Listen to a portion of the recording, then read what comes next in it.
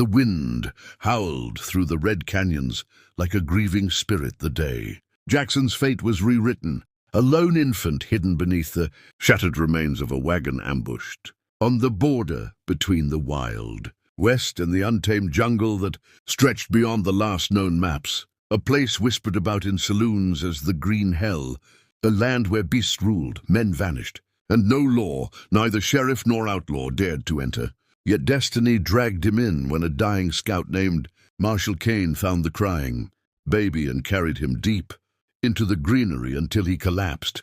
from his own wounds, leaving the child in the hands of the jungle itself. And it was there that the great silverback gorilla known as Ironback discovered the tiny human, lifting him gently with rough knuckles and carrying him to his troop, where he was raised with growls instead of words, instincts instead of lessons, and the rhythm of survival instead of lullabies, growing into a fierce, fast, fearless wildling known as Jaxon, a boy who ran with panthers, wrestled crocodiles in the river shallows, swung between strangling vines like they were natural extensions of his arms, and understood the language of birds, storms, and the pulse of the earth. Yet something inside him always knew he was different, forged from another world. Drawn toward the horizon,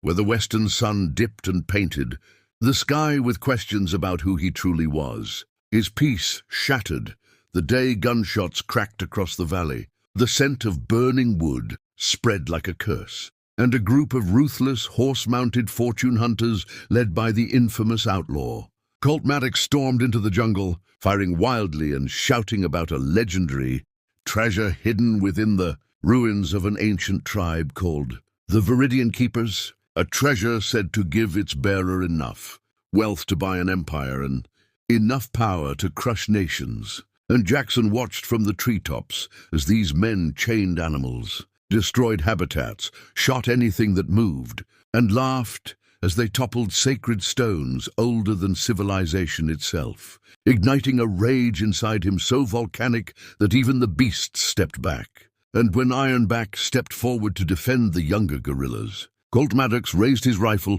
and shot the silverback in the chest, the thundering growl echoing through the forest as Jaxon leapt from the branches with the fury of a storm, crashing into the men with wild, bone-breaking force, moving with feral precision, dodging bullets, snapping rifles, flipping horses, and throwing attackers into the undergrowth. But Colt Maddox, lean, cold-eyed, and serpent-souled, survived the ambush and slipped away with a mocking grin, vowing to return with an army,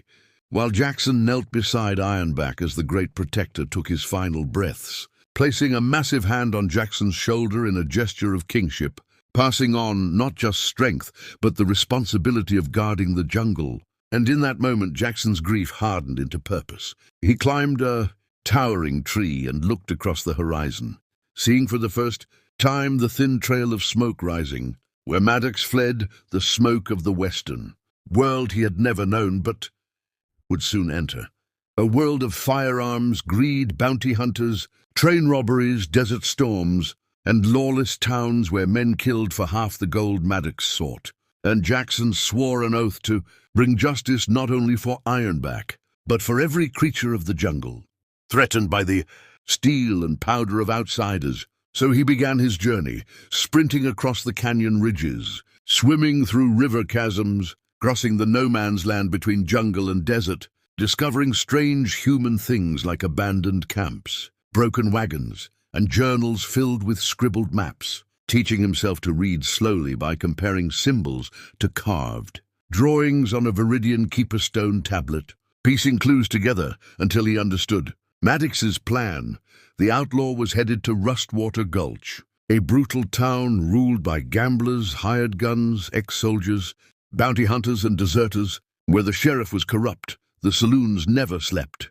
and bodies disappeared into the sands like they never existed. A place where Jaxon, barefoot, shirtless, carrying only a handmade spear and the instincts of the wild, would look like prey to the wolves who lived there, unaware he was actually the most dangerous predator they would ever meet. And as Jaxon approached the town under the burning sun, he mimicked the walk of cowboys he had watched from afar, learning their posture, Their stance, their silent tension, the way their hands hovered near their belts as if every man expected a duel at any moment. But even with all this mimicry, his presence drew attention. Whispers and curiosity from outlaws lounging outside. Saloons, men who smelled danger yet couldn't define it until a drunk Gunslinger staggered toward him and pressed a revolver to Jaxon's chest,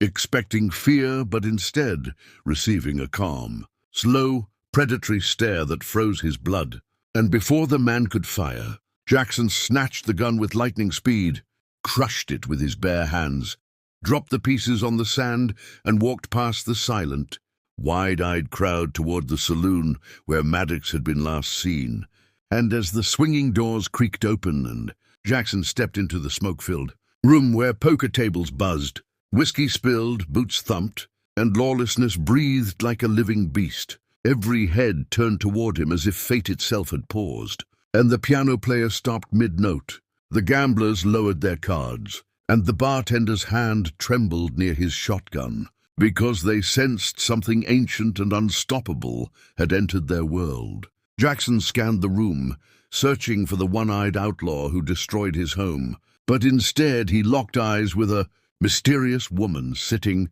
alone at the far end of the saloon. Seraphine Wilde, an outlaw hunter with a bounty higher than most criminals,